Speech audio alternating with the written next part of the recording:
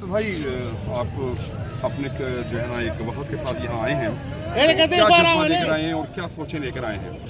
सबसे शुक्रिया कवरेज के लिए।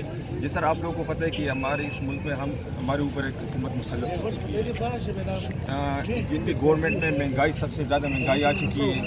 एक तरफा इक़्तिसाद स्टार्ट है और जो कारोबार में ये बहुत हालात बहुत ज़्यादा ख़राब है।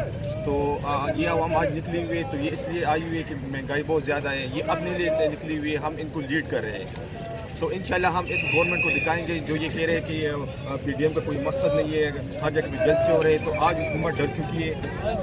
तो इंशाल्लाह हम इनको दिखाएंगे कि ये लोग अपने हक़ के लिए आए हुए हैं, हम पे दोबारा इस तरह गवर्नमेंट मुसल्लत ना करे।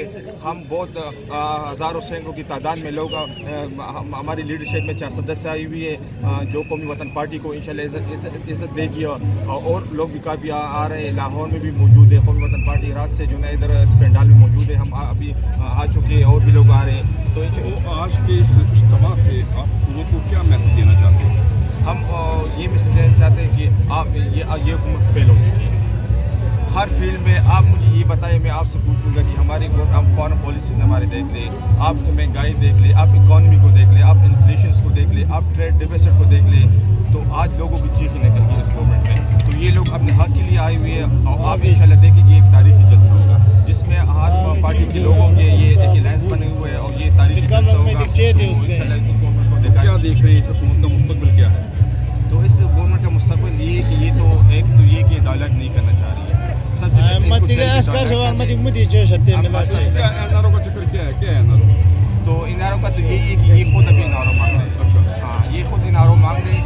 तो ये जैसा ये भी खुद रब्ता करे, पूर्व ये कह रहे थे पीडीएम का कोई मकसद नहीं है, तब ये खुद इमरान खान कह रहे हैं पीडीएम की गवर्नमेंट वजीर जो ना रब्ते में कि जो ना एनआरओ, तो ये खुद एनआरओ मांग रहे हैं। तो इंशाल्लाह हम इनको दिखाएंगे कि पीडीएम के बाद इसके बाद ये लास्ट नहीं है, इसके बाद इंशाल्लाह हम लॉन्ग मार्च करेंगे।